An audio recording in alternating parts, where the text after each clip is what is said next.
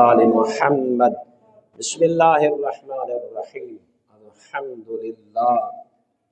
تمام تعریفیں اس اللہ کے لیے جو اپنے بندوں پر لطف و کرم نازل فرماتا ہے اور بندہ نادم ہوتا ہے وہ گناہوں سے پاک کر دیتا ہے۔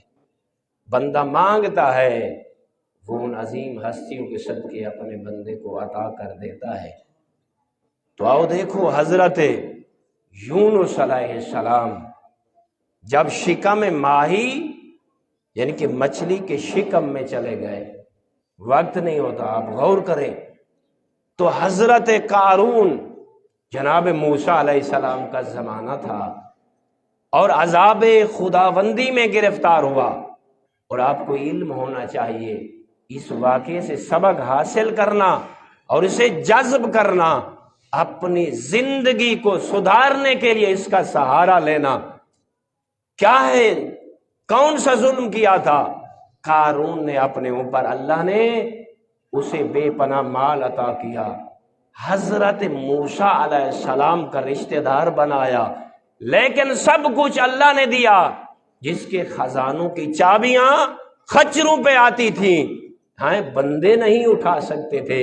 جناب موسیٰ کئی بار اسے سمجھاتے رہے کہ اللہ تمہیں دیتا چلا جا رہا ہے، اے قارون خدا چاہتا ہے جو تیرا حصہ ہے تو اپنے پاس رکھ، جو مالک کا ہے موسیٰ کو دے، تاکہ موسیٰ یتیموں میں تقسیم کرے، بیوہ میں تقسیم کرے، اسیروں میں تقسیم کرے، لاچاروں میں تقسیم کرے۔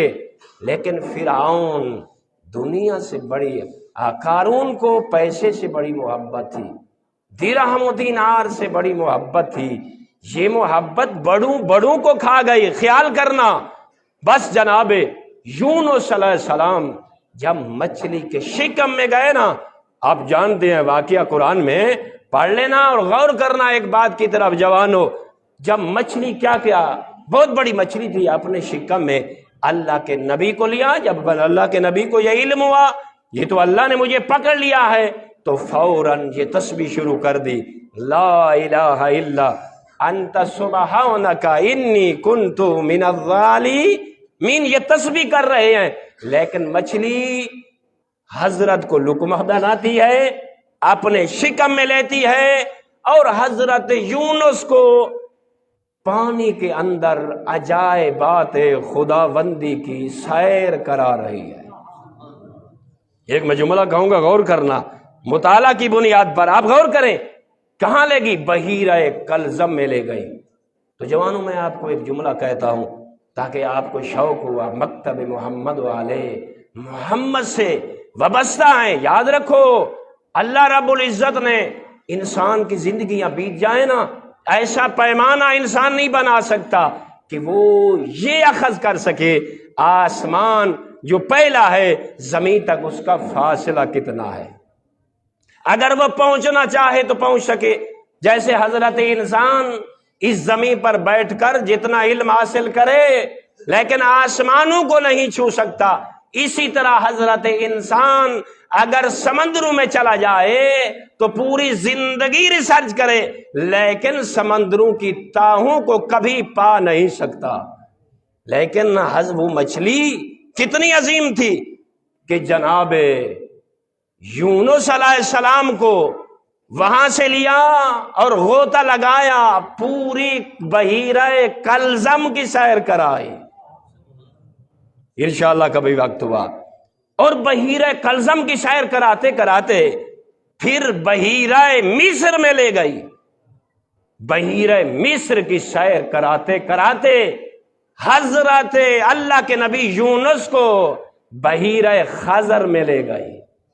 بحیرہ خزر سے نکلی تو دریائے دجلہ میں چلی گئی۔ امام محمد الباقر علیہ السلام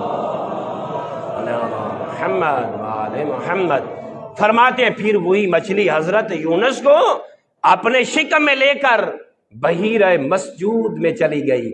بس یاد رکھنا معصومین کے فرامین ہیں، لیکن زمین اعماق یا بحیرہ مسجود یہ دو جگہ ہیں، وہاں سے مچھلی گزری جہاں ایک فرشتہ قارون پہ مسلط تھا اور روزانہ اللہ کا عذاب اس پہ ڈھا رہا تھا، اور ایک بندے کی قد جتنا اسے زمین میں دھنساتا چلا جا رہا تھا، لیکن اچانک مچھلی وہیں سے گزری جہاں ایک فرشتہ قارون پہ عذاب خداوندی ڈھا رہا تھا، لیکن اس قارون نے اس عذاب مسلط زمین پہ جب اپنے کانوں پہ یہ آواز سنی نا، جو کوئی عبد خدا ہے، کوئی انسان ہے، کوئی اللہ کی حمد و ثنا کرنے والا ہے، تو سنی آواز انسان کی تو تڑپ گیا اور کہا اے اللہ کے ملک، اپنے رب سے کہے نا کتنی مدتوں بعد آپ کے ایک بندے نافرمان نے ایک تیرے بندے کی زبانی تسبیح سنی ہے۔ میرے اللہ اتنی مہلت دیتا ہے تاکہ تیری تسبیح سن لوں، اس کی آواز سن لوں۔ انسان اتنا مانوس ہے، ایک انسان سے پھر مصیبت میں حضرت انسان ہو تو اللہ نے اپنے ملک کو یہ وحی کی عذاب کو ٹال دے، اسے مچھلی کے قریب لے جا۔ جب لے گیا نا تو اس نے کوئی اور بات نہ پوچھی۔ دیکھیں اللہ کتنے بہانے بناتا ہے بندوں کو سمجھانے کے لیے۔ تو اس نے فوراً کہا قارون نے، من انتا، اے تسبیح کرنے والا تو کون ہے؟ سنو گے، غور کرنا جوانو، یہ نہ کہا کہ میں نبی ہوں، میں پیغمبر ہوں، میں رسول ہوں۔ خدا را اس بات کو سمجھنا، مچھلی کے شکم کے اندر، پانی کی تہوں کے اندھیرے کے اندر جو تسبیح کر رہا تھا، اتنا خوف ہے حضرت یونس کی زبان پہ اور دل میں، کیا تعارف کنایا، انا المذنب الخاطی یونس بن متا۔ فرمایا اے عبد خدا، جسے پوچھنا چاہتا ہے تو کون ہے؟ ایک اللہ کا گناہ گار بندہ ہے، ایک اللہ کا خطا کار انسان ہے، جس کے بابے کا نام متا ہے اور جس کا اپنا نام یونس ہے۔ میں تم سے پوچھتا ہوں، یونس علیہ السلام نے کیا کیا؟ فقط لوگوں کے لیے عذاب مانگا، 33 سال تبلیغ کرتے رہے، اللہ کی طرف بلاتے رہے، لیکن کچھ لمحہ کے لیے اپنی قوم کو چھوڑ دیا۔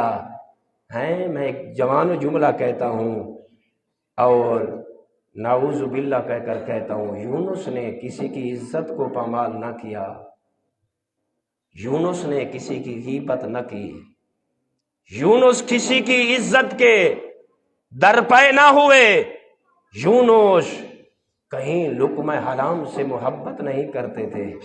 حضرت یونس کو اللہ نے جو دیا تھا ایسے نہ تھے کہ وہ زکوٰۃ کو ادا نہ کرنے والے ہوں، خمس کو ادا نہ کرنے والے ہوں۔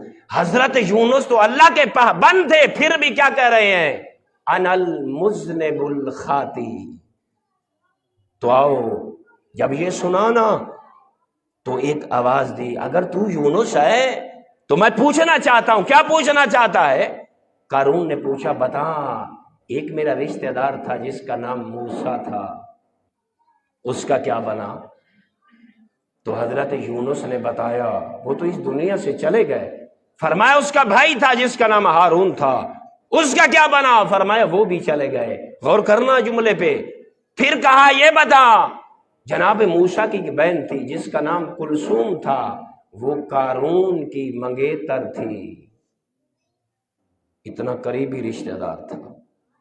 بتا اس کلثوم کا کیا بنا؟ فرمایا وہ بھی لقمہ اجل بن گئی۔ جب یہ سنا نا، موسیٰ کو یاد کیا، اپنی منگیتر کو یاد کیا، اور اپنے رشتہ دار ہارون کو یاد کیا، رونے لگ گئے، گریہ کرنے لگ گئے۔ یہ صلہ رحمی کا ایک پہلو تھا، رشتہ داروں سے محبت تھی۔ آپ سنیں گے رشتہ داروں سے صلہ رحمی کرنا، محبت کرنا، ان کے غموں میں رونا اتنی بڑی عبادت ہے۔ اتنا بڑا دشمن خدا قارون نہ جب یہ سنا گریہ کیا، رب کی آواز ہے، ارفع عنہ العذاب بقیت الدنیا۔ فرمایا میرے ملک، دنیا کا جتنا باقی عذاب رہتا ہے نا اسے ہٹا لے۔ لے رکت ہی अलौ कराबते, इसने अपने करीबियों की मौत का सुना और गिरिया करने लग गया। उनके दुख को सुना, बर्दाश्त ना कर सका, है मेरा दुश्मन, लेकिन करीबियों पे जो रोता है अल्लाह को बड़ा पसंद है। जो अपने करीबियों को फिक्र करता है अल्लाह उससे मोहब्बत करता है। फरमाया बकीयत दुनिया, जो दुनिया का अजाब बाकी है ना, अपने करीबियों पे रोने की वजह से अल्लाह ने उठा लिया। और फरमाया आखिरत का अजाब बाकी है। तो मैं कहूंगा दोस्तों, एक कारून कब से अजाब में आए? हमारी माँ है, बहन है, बेटी है, रिश्तेदार है, हम तो एक दूसरे को देखना गवारा नहीं करते। सिला रहमी इतना बड़ा इनाम है, तो इसलिए जल्दी से वक्त जुमे का हुआ जाता है, आप गौर करें। इसलिए इमाम मोहम्मद बाकिर अलैहिस्सलाम, एक जुमला सुनने ताकि वक्त है, फरमाए 3 काम किए करो, 3 काम करने से एक तो आखिरत बनेगी, खेती बड़ी सब्ज होगी आपकी, बड़े महल होंगे, लेकिन दूसरा दुनियावी फायदा भी है। क्या? अल हज्जो युनफिल फाक्र, हैं एक दूसरे को बताते हैं हज करने से पैसा कम नहीं होता, हज करने से हजरत इंसान का माल कम नहीं होता। आपका 5वां इमाम बाकिरुल उलूम इरशाद फरमाता है, बुलंदर सलवात पढ़े अल्लाह। क्या फरमाता है? हमारे मोमिन, ऐ हमारी मोहब्बत में अपने आप को मुज़य्यन करने वालों, जब देखो ना तुम्हारे हालात ठीक नहीं है, रिस्क थोड़ा पड़ गया है, आपकी जायदादें कम हो रही हैं, आपका माल कम हो रहा है, उसमें आप देखते हैं कोई आपको बरकत नजर नहीं आती, हज पे चला जाया करो। अल हज्जु युनफिल फाक्र, तुम हज पे जाओगे, जब वापस आओगे ना देखोगे तुम्हारा माल बढ़ जाएगा, तुम्हारा जो सीना तंग था ना वो कुशादा हो जाएगा, तुम्हारे मालो मवेशी में जो बीमारियां थी ना वो बीमारियां खत्म हो जाएगी, तुम्हारे अंदर जो नाचाकियां थी, लड़ाइयां थी, झगड़े थे, वो खत्म हो जाएंगे। ये हज बहुत बड़ी सआदत है। अगर कोई चाहता है ना जवानों उसकी जिंदगी लंबी हो, आओ अपने 5वें इमाम की सीरत पे अमल करें। अल बिर्रो, गौर करें आप, मौला कितना इंसान को समझाते हैं, अपने मानने वाले को समझाते हैं। यजीदो फिल उम्र, अगर कोई इंसान चाहता है कि मैं जवानी में ना मरूं, मेरी उम्र लंबी हो, फरमाया नेकियों से मोहब्बत करो। नेकियां किया करो, किसी से बुरा ना बोला करो, किसी को गलत आंख से ना देखा करो, हैं गिना के आलात से अपने कानों को दूर रखो, परहेज करो, अपने शर्मगाहों की हिफाजत करो, अपने सीने में नफरतों इनाद के जो पहाड़ ऐसे तोड़ दो। यहां मुसीबतों और परेशानियों में घिरे हुए लोगों की मोहब्बत को पालो। फरमाया आओ ना, आओ हमारी मानते जाओ, अल्लाह तुम्हें खिज़्र की उम्र अता फरमाएगा। इन्नल्लाहा व मलाइकतहु युसल्लूना अलन नबी या अय्युहल्लज़ीना आमनू सल्लू अलैहि व सल्लिमू तस्लीमा।